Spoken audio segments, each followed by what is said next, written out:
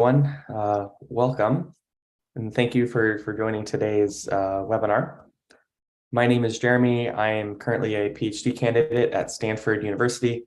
I'm working on developing AI techniques on remote sensing data for automatically identifying energy and greenhouse gas emitting infrastructure. I'm also a climate change AI core team member, and today we are super excited to host Dr. Evan Sherwin, who is my colleague at Stanford and at Climate Change AI. And before I introduce Evan more, I'd like to briefly introduce the Climate Change AI organization.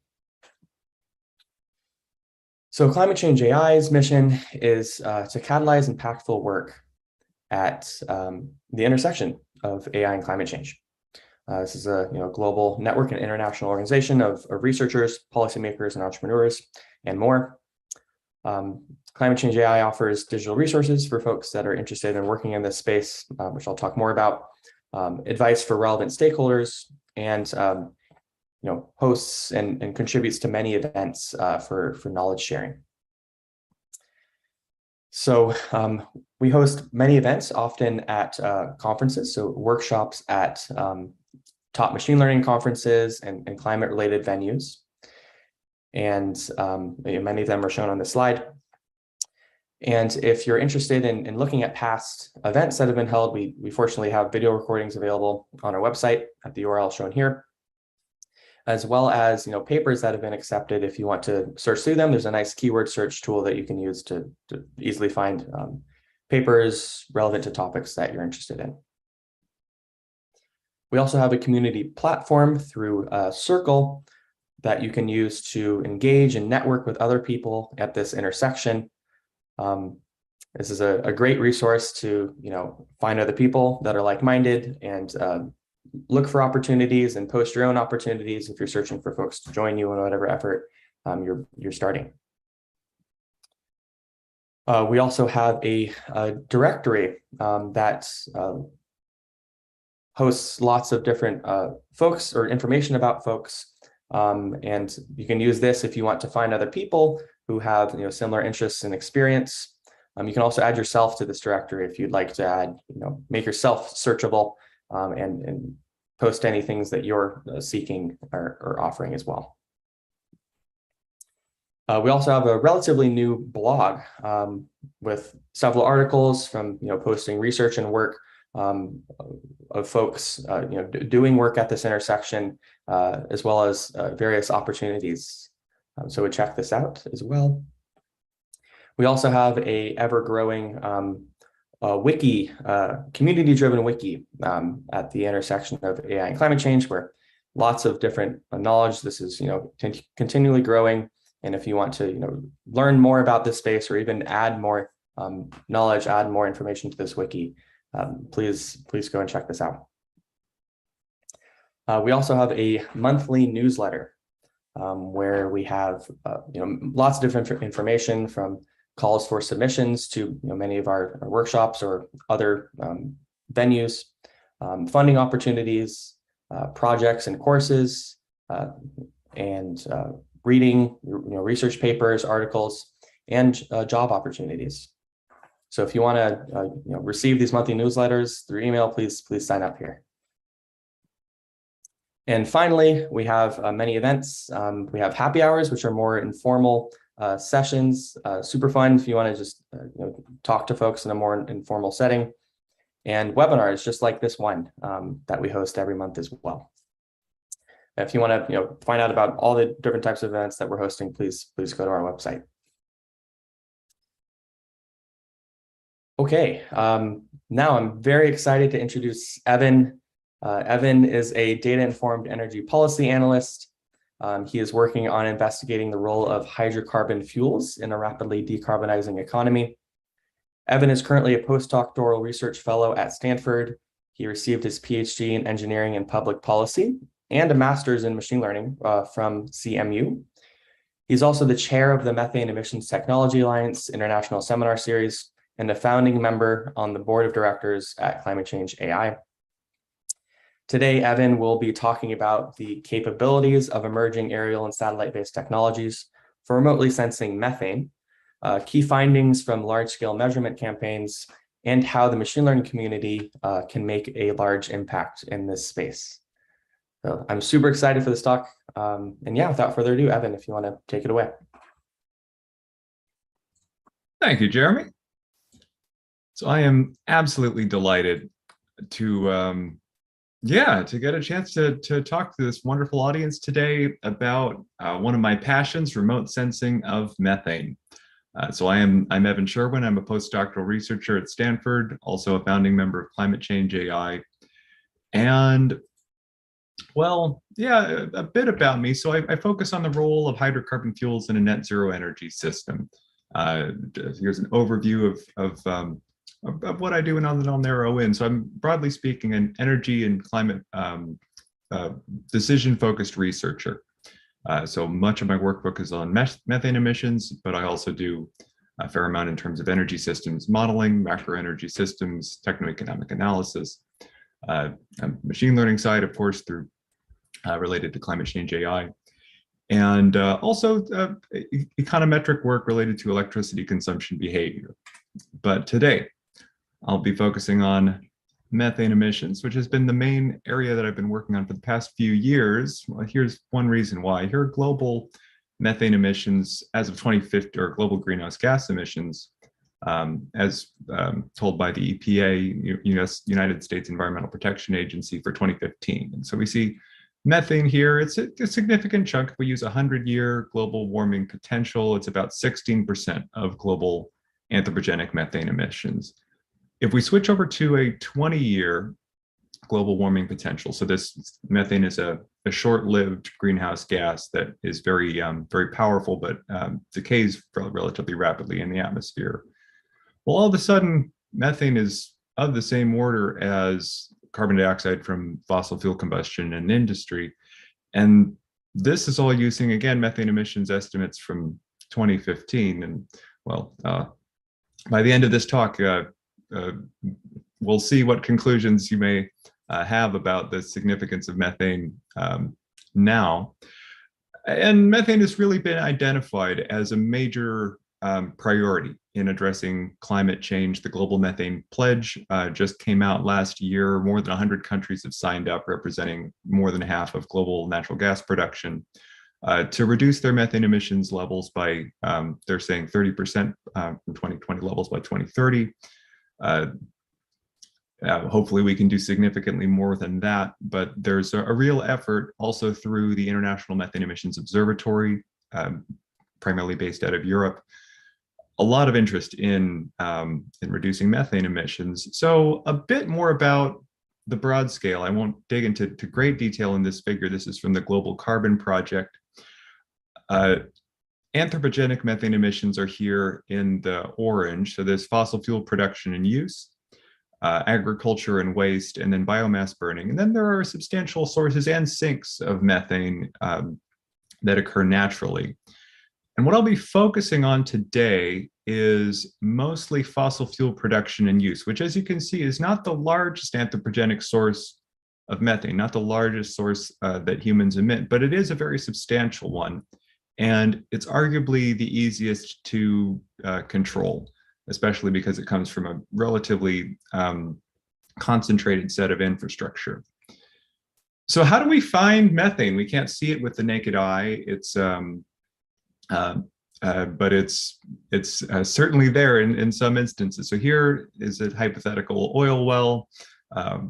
It's emitting natural gas, and for many years the primary approach was to just have a person or a team of people go on the ground with some sort of handheld instrument. It could be, more recently, it's been a handheld infrared camera. In the past, there are concentration metering wands, where you'd go walk around and try to find methane emitting, and then fix whatever's emitting, if it's not an intentional, if it's not a process emission, something like that.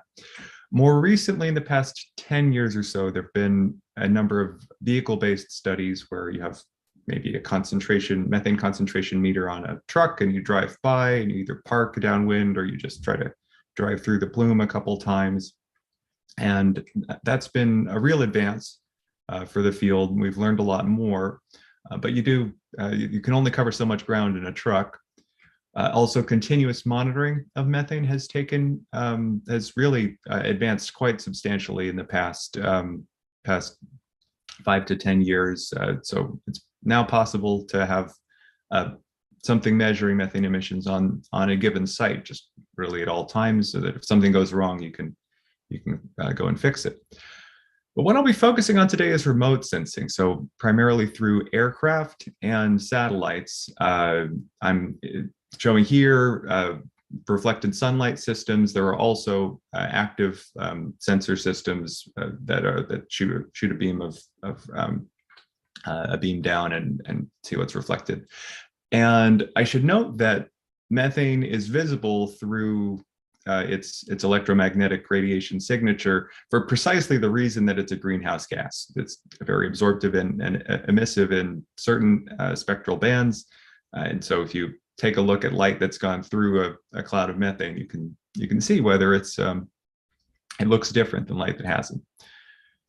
So remote sensing, you probably have seen some headlines recently that we're finding really, really large methane emissions now that we have satellite and airplane-based methane remote sensing. This is from a paper from Thomas Laveau and others, working in collaboration with a company called Kairos in France, that used data from the Sentinel-5P satellite, the TROPOME instrument, to find methane emissions that are on the scale of 10 tons per hour or more, some of which are above 150 tons per hour. That is massive. And here we see methane emissions from an aircraft. This is from Carbon Mapper, the Carbon Mapper team. They fly a hyperspectral aircraft, and you can see these emissions are, well, they're kilometers in length. So these are pretty large methane emissions, and really these are larger than anything that was previously estimated in sort of the entire methane literature, outside of sort of catastrophic events like the Aliso Canyon disaster. So how does this fact that we're now seeing emissions that are much larger than we previously really thought were happening on any sort of regular basis, how does that affect our estimates of the magnitude of methane emissions?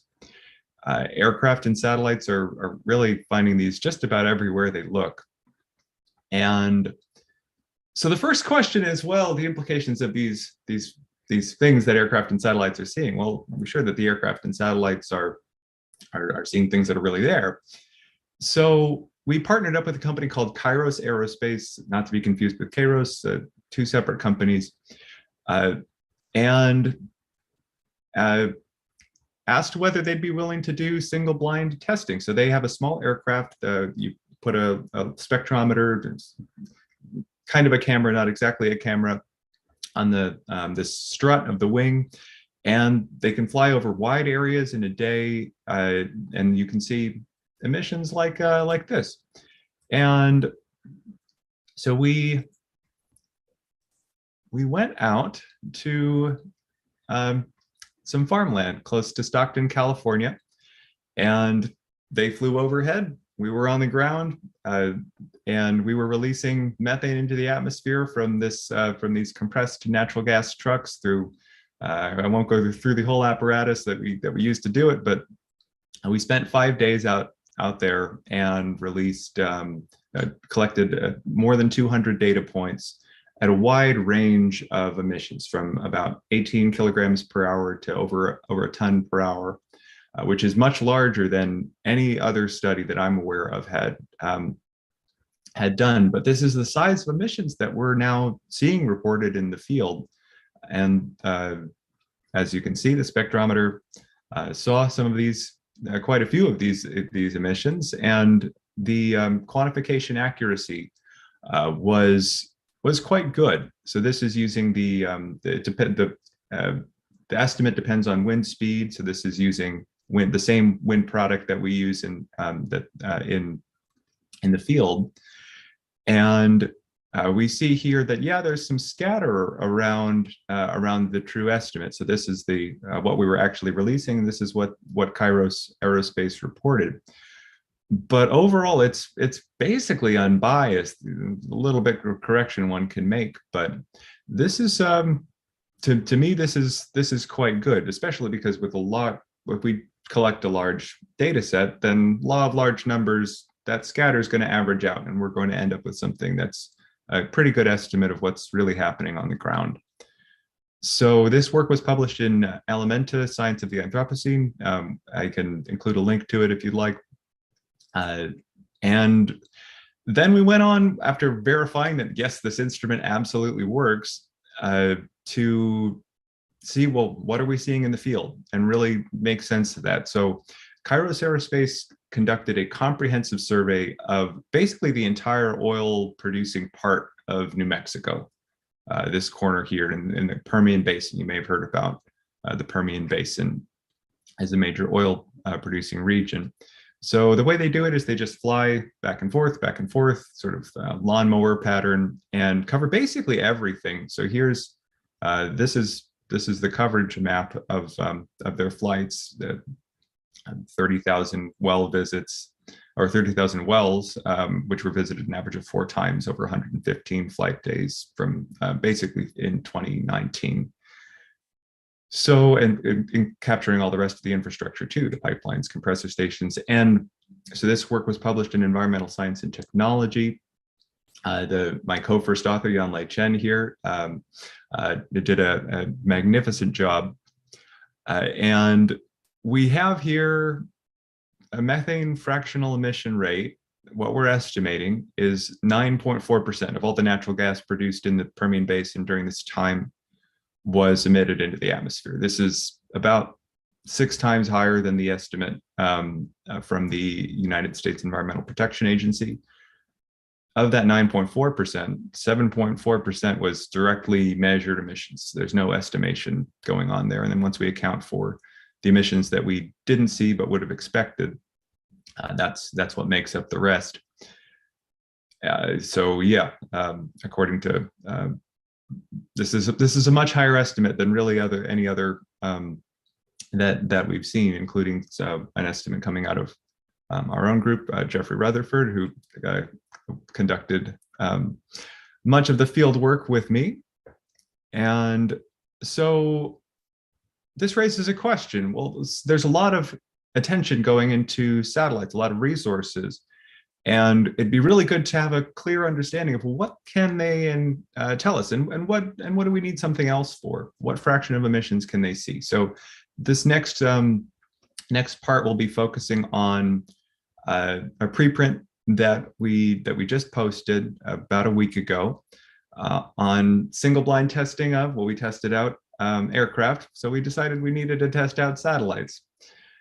And so we, for 19 days, went out into the desert of Arizona, close to in Ehrenberg, Arizona, by the California border. And this is a cartoon of me turning the methane level up to 11 as the satellites passed overhead. Again, we were on the ground, no communication about the levels that we were releasing, no communication about wind speed measurements, anything.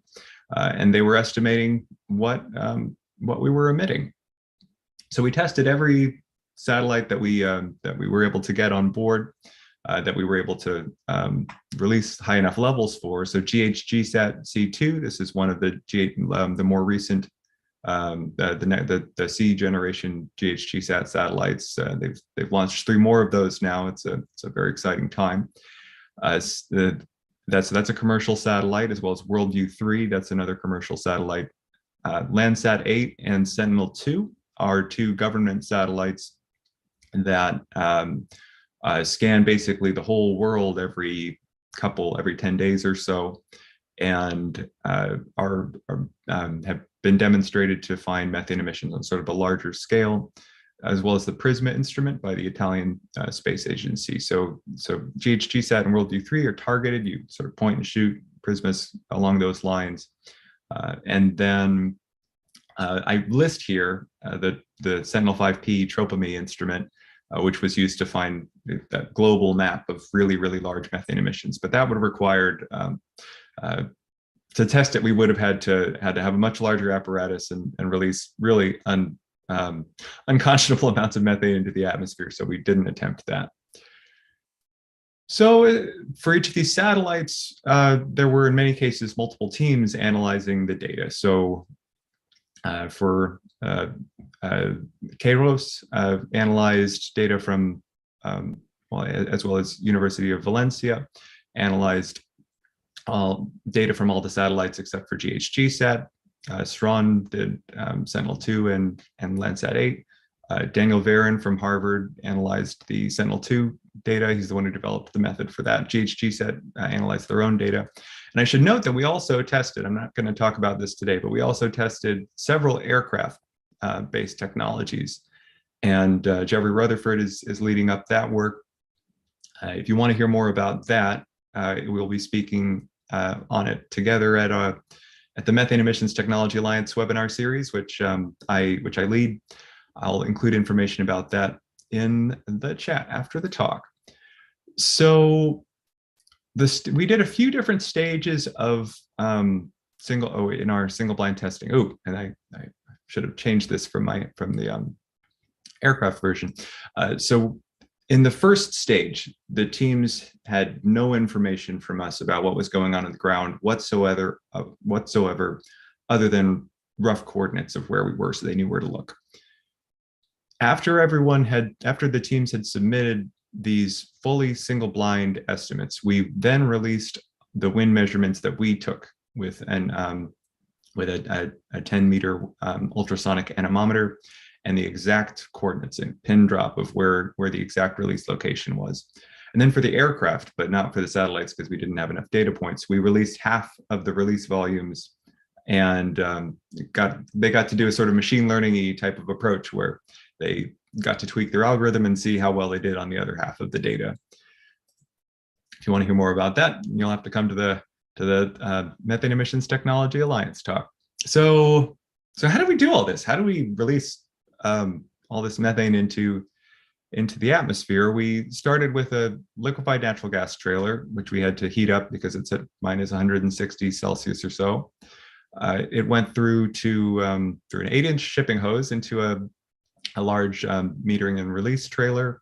And we also had our wind metering set up over here. And we were safely far away in our workstation, controlling things remotely, providing instructions with hand signals and taking a look at our computers. So yeah, and this is some of the team. So this is Adam Brandt, my mentor, Jeff Rutherford, the main student I've been working with on this set of releases, and Tyler Farmer-Mullen, who was one of the fantastic technicians who just made this possible. So here's, up close on the release stack, we had 4 different pipes, so we could do different sizes of releases up to an 8-inch pipe. This is me fiddling around with the meters. The meters gave us no end of trouble, but we, in the end, were able to quantify uncertainty and all the rest of it. And so here's how they did. So we see here, these are the different satellites. These are the, we gave every satellite an emission rate in the ballpark of 4 tons of methane per hour. We didn't sustain it very long, but long enough for the plume to develop. And then each team took the same data and then tried to estimate methane emissions. And these are methane plume images from each of the teams. And you can see a few things. So here's the estimated rate. There's some variation. They're all kind of in the ballpark. Some of these estimated rates are very, very close. For example, for Worldview 3, University of Valencia estimated, it was 4.0, and they estimated 4.1. That this is just one data point, but overall, this is looking pretty good. And we also see that for this exactly the same data, exactly the same spectral information, the plume estimates look kind of different in terms of the shape. So this points to some variation in the algorithms and the ways that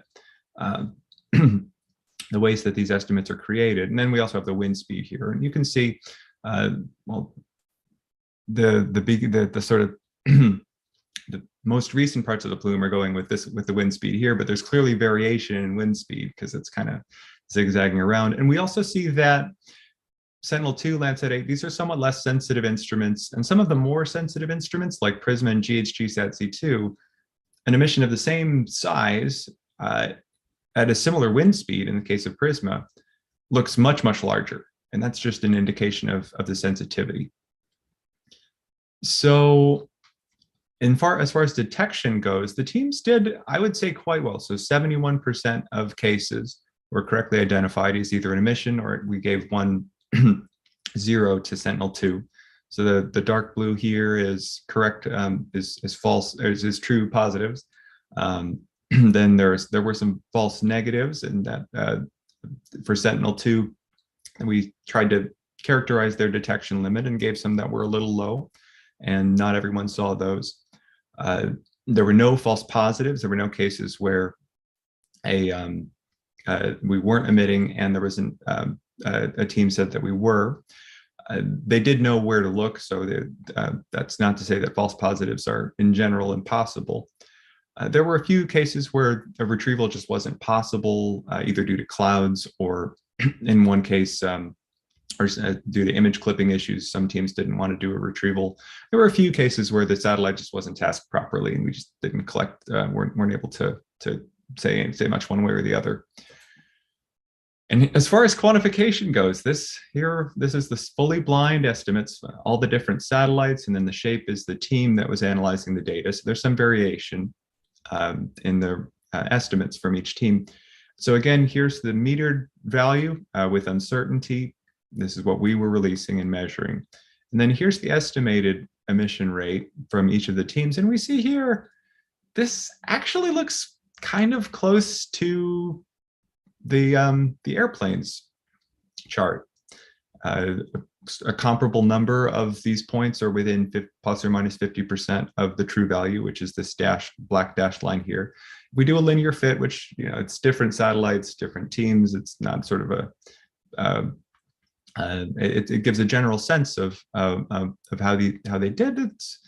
The slope is 0.85. We fixed the intercept at 0 because with this much scatter, it would otherwise just kind of look like a flat line. Pretty good R squared. And GHGSat saw down to 200 kilograms per hour. So that's, and yeah, that's the lowest that we gave. We were going to be testing further at lower levels this fall. And yeah, really above 1,000 kilograms per hour, every single emission was seen by at least one team. So there's a lot here. And in stage 2, we then gave the metered wind data and the precise coordinates of the release point. And that improved the results substantially. A lot less scatter. This parity slope gets very close to 1-to-1. A lot more I could say if we had a little more time, but for now, yeah, let's talk about the question of what. Well, so we've now got some idea of the capabilities of these satellites, which is huge. There had been no independent validation of any methane sensing satellite before this test. Now we have it, and it looks, in my view, quite good. So if we were to take these satellites and go back to 2019, fly them over the entire New Mexico Permian Basin the same way we did with the aircraft, which for some of the targeted satellites would take a constellation. You couldn't really do it with one satellite. What would we see? So this is a cumulative distribution function of total emissions from the New Mexico Permian campaign. This is by Plume. So this is averaged over each emission source, or if there were 5 measurements and 3 had an emission, averaging over all that. And we see that, suppose we had an instrument, a satellite with a satellite network with a minimum detection limit of 100 kilograms per hour. In terms of detected emissions from this New Mexico campaign, it would see over 90%. So this is not going down to below the detection limit. So this isn't 90% of all emissions, but this is 90% of what the airplane saw, which was in this New Mexico Permian campaign, the bulk of total emissions. Even if we had an instrument with a minimum detection limit of 100 kilograms or 1,000 kilograms per hour, 1 ton per hour. So this is along the lines of Sentinel-2, Landsat-8, these instruments that basically cover the whole world more or less passively in on timescales of weeks. We'd still see more than a quarter of total emissions if we look at sort of individual plumes as they would see them. So that's huge. This is an indication that at least in higher emitting basins, and there's a lot of reason to believe the Permian Basin is a particularly high emitting area. And I should say, I should have said this earlier, but the New Mexico Permian campaign was entirely anonymized. We didn't identify operators. Important for me to say that. And really, methane remote sensing is just getting started. We have some wonderful satellites in orbit now that tell us an awful lot. After just a few months after we finished this test, GHGSat launched 3 more satellites along the lines of the ones that we tested. Carbon Mapper and Methane Sat through the Environmental Defense Fund is launching Methane Sat. Carbon Mapper is a collaboration of a few different entities. Are both launching, scheduled to launch satellites in 2023. And there are a number of other commercial satellite operators as well as government that are planning to launch in the next few years. So it's really, we're going to learn a huge amount in the next few years, and we've already learned quite a lot. And on the aircraft side, companies like Kairos Aerospace, Bridger Photonics, as well as GHGSats, they have an aviation version, an airplane that we tested as well last year. They're scaling up very rapidly and moving internationally. There's so much more to learn, and so much that these can do to help us reduce methane emissions. So here are some open questions in my view. Well, one big question is, what do methane emissions look like in most of the world, from oil and gas in particular, but really in general? There is a huge need for direct measurements, and I include remote sensing in that, of what's actually going on. There was a fascinating talk by James Torito of the Clean Air Task Force. Took the first data I'd ever seen from Ecuador, really possibly the first data I'd ever seen from South America. Took an optical gas imaging camera, looked around at a number of oil and gas sites, and found very substantial emissions, which the operators were not aware of. And that's, you can find the video of that on the Methane Emissions Technology Alliance YouTube page, which I'll include a link to. So there's a huge amount that that we really, I think, are going to learn in the next few years, which is going to help us reduce methane emissions just dramatically. We likely are going to learn that methane emissions were higher in a lot of cases than we thought, but then it's from a very small number of sources. In the New Mexico Permian Basin, it was a few percent of pieces of infrastructure that we're actually emitting, which means that if we get those few percent under control, we're so much closer to solving this problem. And big open question: what sorts of policies and industrial commitments are most conducive to using the technologies that we now have available to reduce methane emissions? Huge room for policy analysis, for policy-focused research, just to make sure that we get this right. The Environmental Protection Agency is in the process of developing new methane rules, and there's a lot to work through in the United States and across the world. And what's actually happening? So we see with remote sensing that there are large emissions, but well, what piece of equipment is not functioning as it should? As an indicator, we're learning a lot more. Storage tanks seem to be a huge issue. Here's a video that that Jeffrey Rutherford took when I was driving, of a there we go, of an unlit flare that was less than a kilometer from our test site in Texas, which we were not looking for, but were notified of by one of the aircraft that we were testing. And this was there for multiple days. We more stories I could go into, but this kind of thing is really easy to fix and would have a huge impact on methane emissions. This really shouldn't be happening. So climate change AI, you may notice I haven't talked a huge amount about machine learning.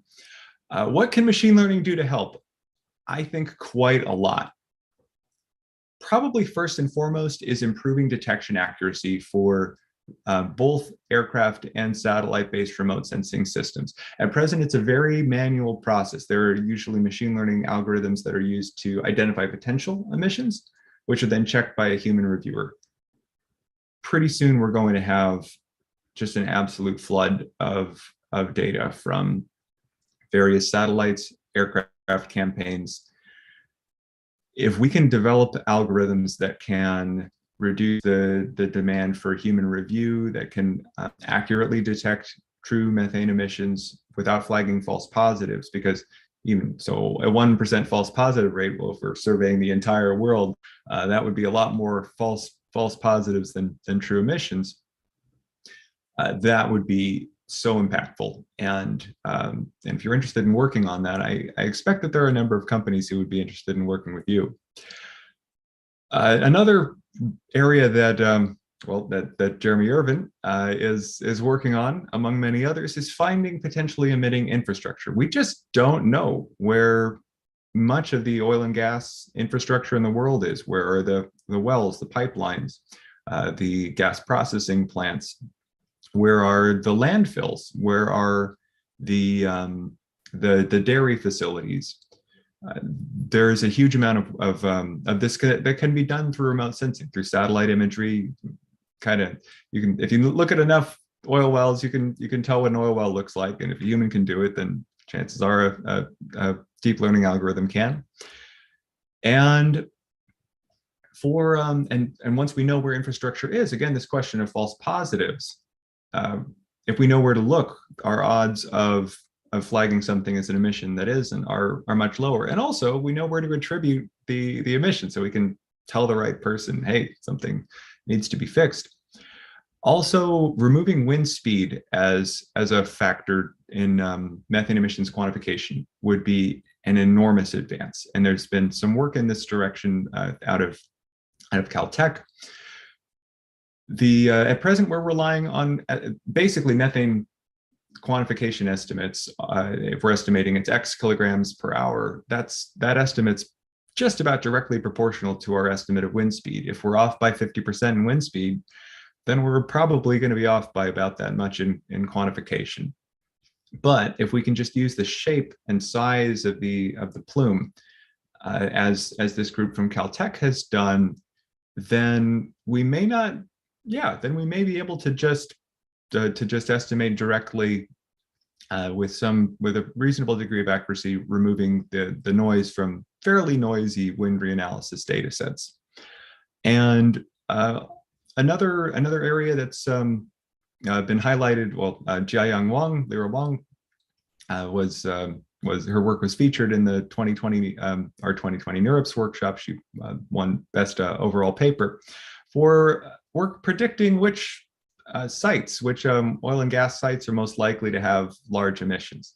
That was working with ground-based data, but now that we have so much remote sensing data, there's real opportunities there for expanding this direction and figuring out where we need to be focusing our resources to mitigate methane to be most effective. So with that, I would like to acknowledge and thank the wonderful team that I work with, my mentor, Adam Brandt, graduate students and postdoc that I'm working with on methane emissions, my funders, the Stanford Natural Gas Initiative has supported all of this work, and the Stanford Strategic Alliance and ExxonMobil supported the satellite controlled releases. Also, our wonderful collaborators at Kairos Aerospace have been just amazing to work with, and Rawhide Leasing, none of the controlled releases would have happened without them. So with that, I'll briefly go through the works cited, and perhaps we can include the slides in the final version, or that we can post them with the video. And with that, I look forward to your questions. Great. Thank you so much, Evan. This work is so exciting and so important for mitigating climate change. So it's very, very cool to see. So we have actually a lot of questions. I'm going to try my best to get through as many of them as we can here. So a couple of questions on data availability. I think you had a slide on coverage of different hyperspectral and multispectral satellites. Someone asked if this data is available, collected across various satellites, co-located, etc. Yeah, so it depends on the instrument. The data from Sentinel-2 and Landsat-8, those are government satellites, publicly available data, Prisma as well. So that's all completely available. The Carbon Mapper makes their data publicly available as well for, I believe, all their flights.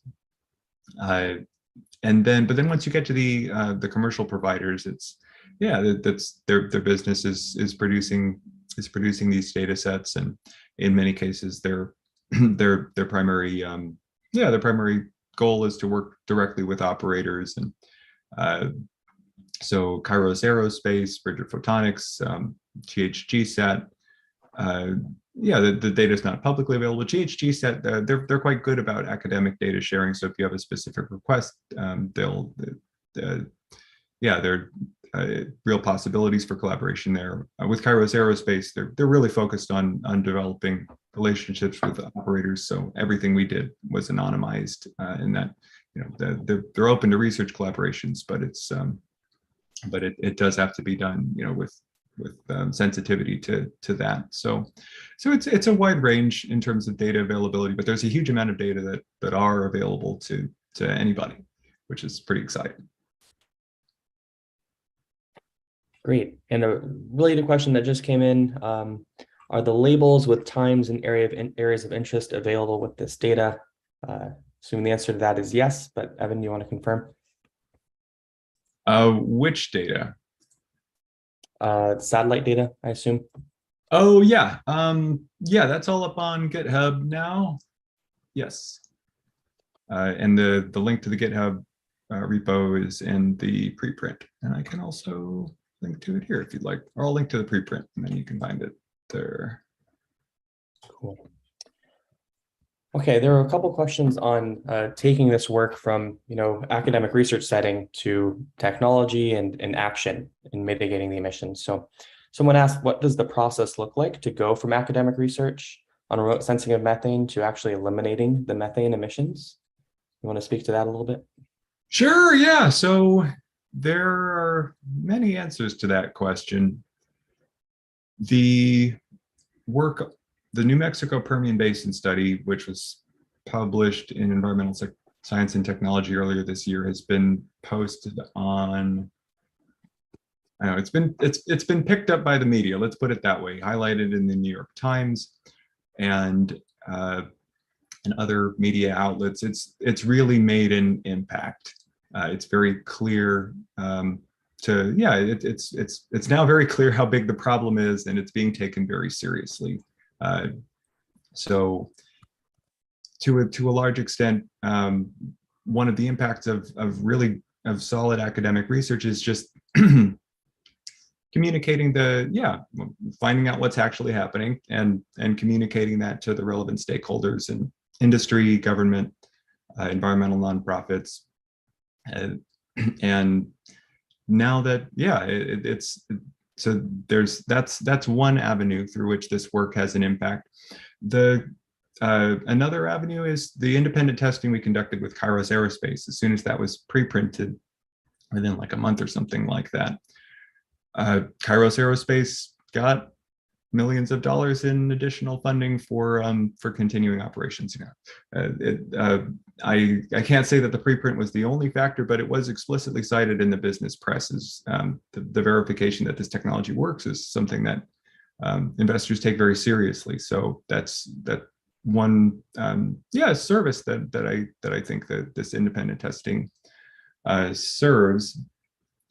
And yeah, I mean there are other ways as well. It's in some cases there's academic collaborations that work directly with operators to just try to figure out how they can structure their operations to work more effectively. It's Arvind Ravikumar is doing at the University of Texas, is working very closely with Cheniere, which is a large liquefied natural gas exporter, or I think they do importing too. And they're basically developing a framework for companies to verify that their emissions are low, which that's and yet another way that academic research can have a real impact on methane emissions. Very cool. And there's another related question. Have you had any conversations with major oil and gas companies about this technology?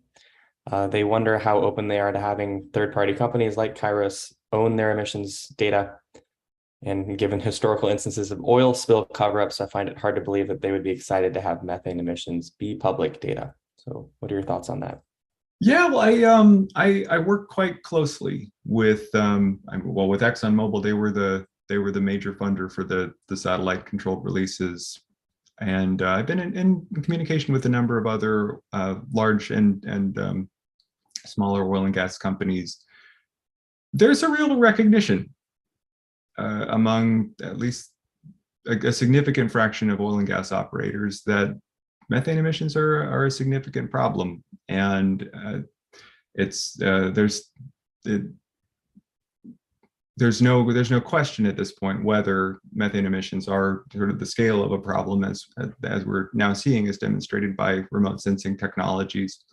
And there's a real willingness and desire to reduce these emissions because it's having a significant impact on their business, on public perception of the industry, and I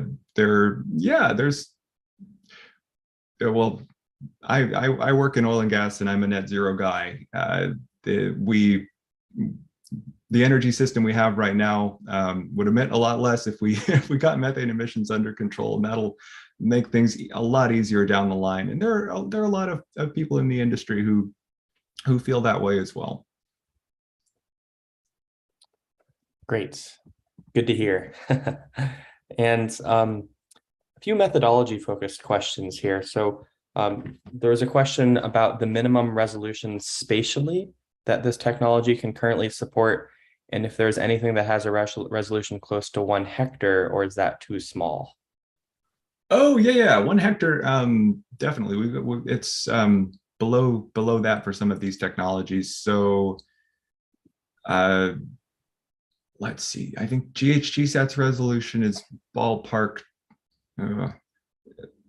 It's be good to double check, but my recollection is ballpark 20 meters. It's certainly much less than a hectare. I forget what Sentinel-2's is. Maybe that's a little larger. And then for the aircraft, it's in the scale of meters.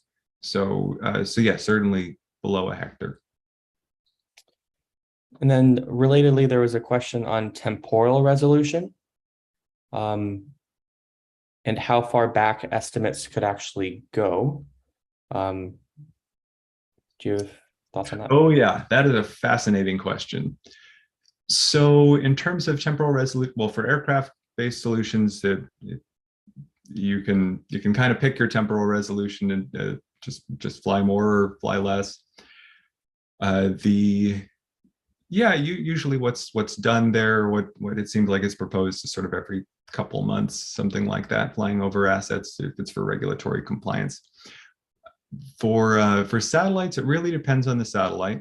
Tropemy, the Sentinel-5P satellite, that covers everywhere in the world every day, but you can only see the really, really large emissions with that.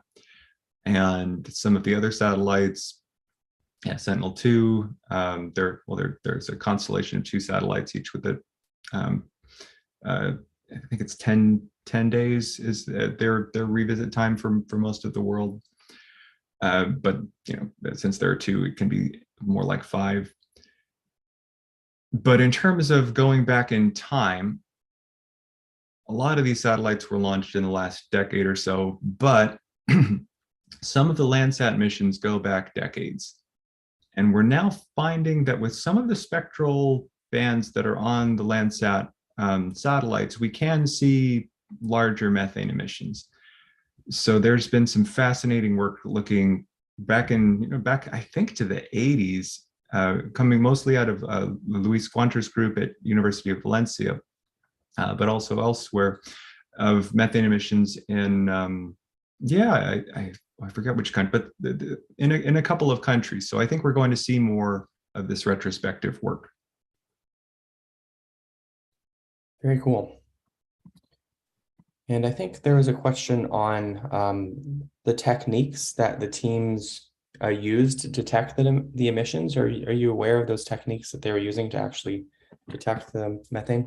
Sure. So there are a few different methods, but they all pretty much come down to looking at spectral signatures. So you've got a couple of different frequencies of light.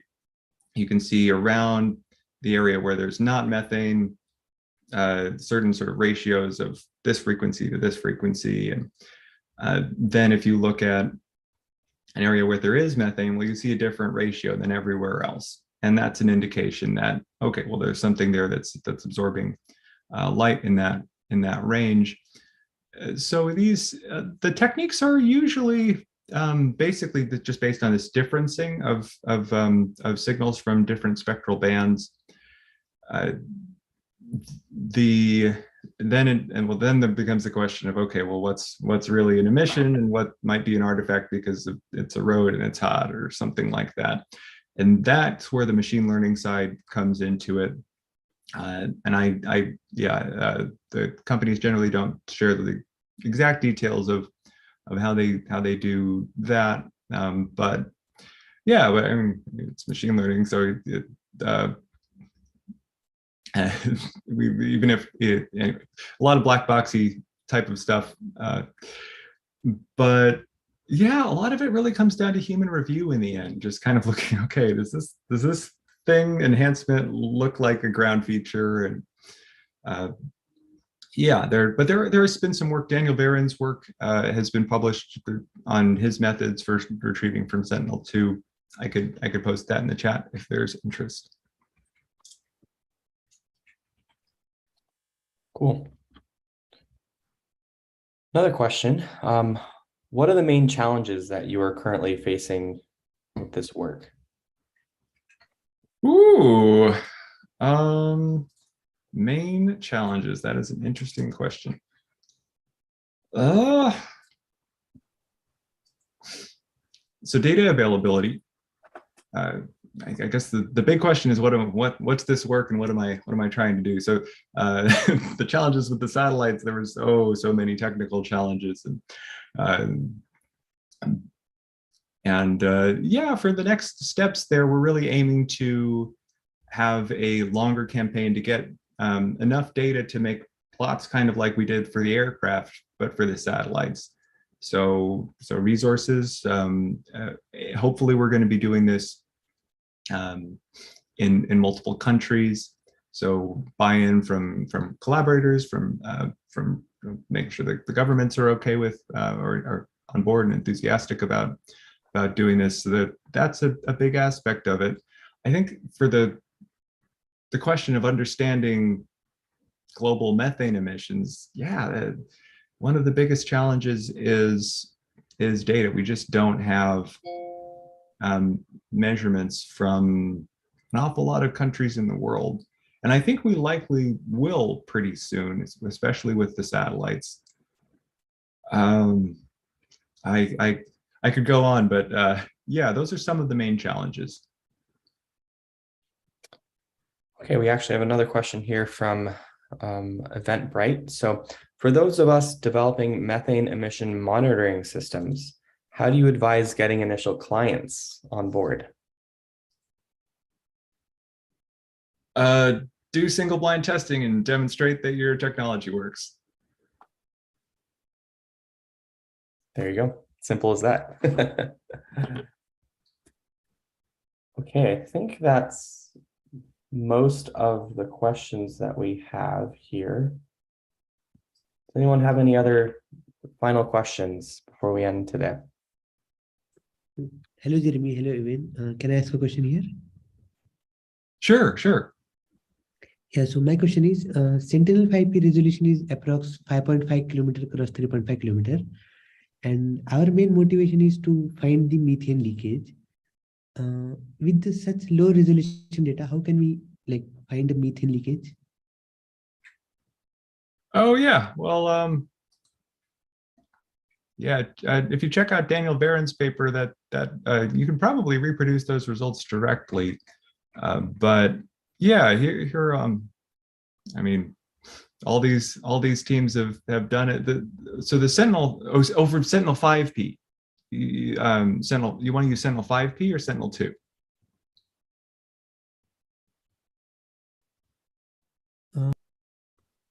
If you want to use Sentinel 5P, that the Tropemy instrument, so yeah, that has resolution in terms of 5-7 kilometers.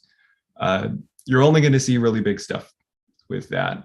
And Kairos has got that in pretty good shape. But my recommendation would be to focus on Sentinel 2, but I'm sure that there are open questions with Sentinel 5P also. Sentinel 2 is not exactly the methane data satellite, right? Oh, well, it's a multi-purpose government satellite, but it's you can use it to find methane in larger emissions. When I was looking at Sentinel 2's data, I think there are some retrieval algorithms we need to use to get methane data actually. Is that accurate, or I'm missing something? Yeah, absolutely. For Sentinel 2, all these teams were able to demonstrate through our single blind test that they can detect methane. Oh, okay, sure. Thank you very much. You're welcome. Looks like we got another question in the chat. It seems like false positives are pretty rare. First of all, is that the case? And if so, does that mean we can use methane detected by satellites as a lowball estimate? Yeah, so I don't think we can conclude from our work where the teams all knew they were looking at the potential emission source. I don't think we can conclude that false positives are necessarily rare on the basis of that. If we to really demonstrate, like the test I'd like to do someday, this may not be possible, would be to just know where the satellites are going to be looking and release emissions or not release emissions and not tell them. And ideally, they don't even know that they're being tested. That would give us a pretty good sense of, their false positive rate, their true minimum detection capabilities. I don't think I have them in these slides, but if you look at the raw spectral sort of differencing, like if you take this layer and sort of expand it out, because beyond just the area they've identified as a plume, there's other stuff in there that, like maybe it could be an emission if you squint at it. And so I think the question of false positives is very much still an open question and something that's worth looking into. Okay, we're almost at time here, so maybe one final question. And thank you. This is actually a question I missed. Is it possible to measure agricultural methane emissions from intensive farming? Or is it more difficult as sources aren't as pronounced and concentrated? Yeah. So that is a huge question. It's definitely more difficult to measure emissions from, say, a rice paddy or a dairy operation than it is for concentrated point source, an industrial facility. That's one of the Environmental Defense Fund's methane SAP project is aiming to capture maybe not sort of the like point source emissions from agricultural facility, but to be able to look over and do what's called a methane inversion. So to do some simulation based on what they're seeing in terms of methane enhancements to estimate agricultural emissions alongside everything else. Another area that's been I think quite productive has just been even in terms of we don't necessarily know how many cows there are in a given place, and we can use remote sensing to get a pretty good estimate of how many cows there are, and then we still have to have an estimate of well how much methane per cow. But if we just knowing how many cows there are is a good start. Great. Okay. That's all the questions. Thank you very much, Evan, for the wonderful talk. And thank you to everyone who has who joined today. We hope to see you in future sessions. Thanks, Jeremy. Thanks, everybody. Bye. Take care, everyone. Bye-bye.